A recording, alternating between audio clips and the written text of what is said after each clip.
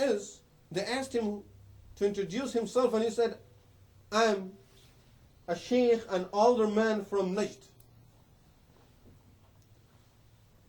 Imam Ibn Kathir says that was a shaitan who went into a form of a human being.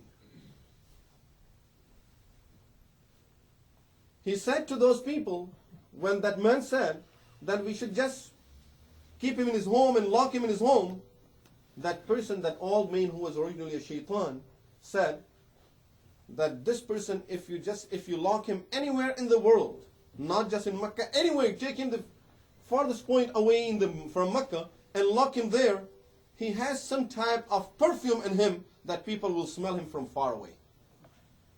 These were his words. That his perfume his fragrance can be smelled from far away. Therefore, you have to get rid of him. You cannot leave him in the world. This has to be really the sense of our deen. And it might look very surprising that Shaitan came in the form of a human being and talking. It might be just a part of history that has no reality behind it.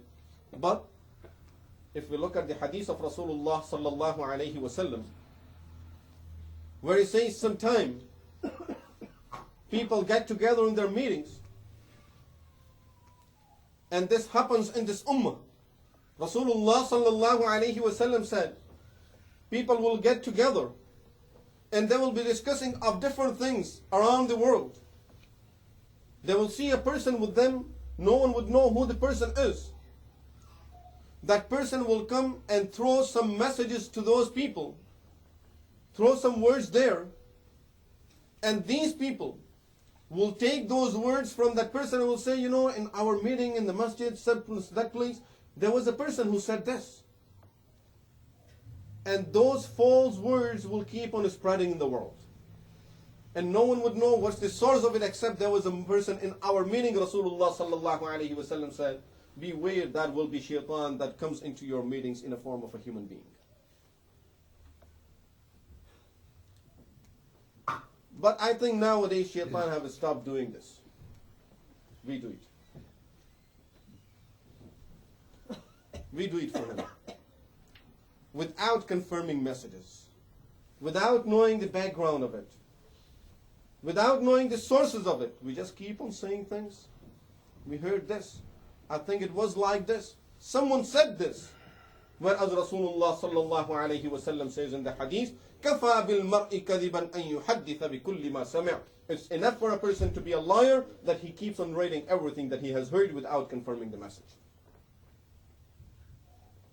كَفَى بِالْمَرْءِ كَذِبًا أَن يُحَدِّثَ بِكُلِّ مَا سَمِعَ. That person is one of the liars, and is enough that sign for that person to be a liar and to call him a liar if you see a person who just keeps on writing things that he have heard from people and doesn't know the sources of it.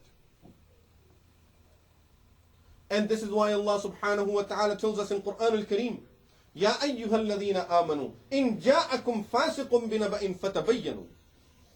If a person comes to you with a message, and especially a person who you know that sometimes he does wrong things also, فَتَبَيَّنُوا, you must confirm that message. أَن تُصِيبُوا قَوْمًا بِجَهَالَةٍ, God forbid, you will say something about a nation, about a person, without confirming the message, فَتُصْبِحُوا عَلَى مَا فَعَلْتُمْ نَادِمِينَ. Later on you will find out that you were wrong and you will feel sorry for yourself.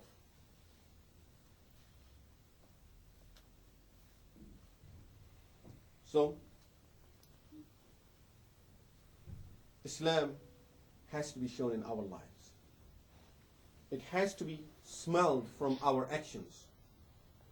That people look at it and they have to say that he has to be the follower of Muhammadur Rasulullah sallallahu alaihi wasallam.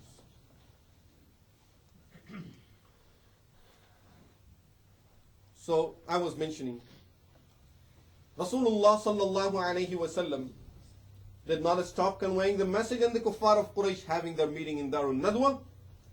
And finally, Abu Jahl said, the best thing will be that we get one young person from every clan in Arabia. Of every clan from Quraysh. Of course, except for Bani Hashim, because Bani Hashim was the clan of Rasulullah sallallahu alaihi wasallam.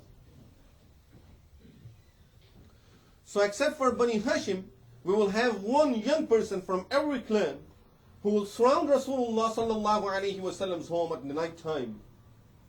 And they all together, wal-iyāzu billah, they should attack Rasulullah sallallahu alaihi wasallam and kill him.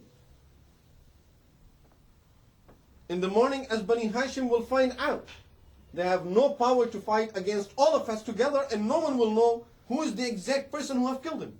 Because all the people, each person from one clan have hit Rasulullah sallallahu alaihi wasallam with his sword, so no one can say that this was the exact person who have killed him. And finally, Bani Hashim will have no choice but to take the ransom for Muhammad sallallahu alaihi wasallam, and it's not difficult for us to pay them 100 camels for it. And they agreed to this.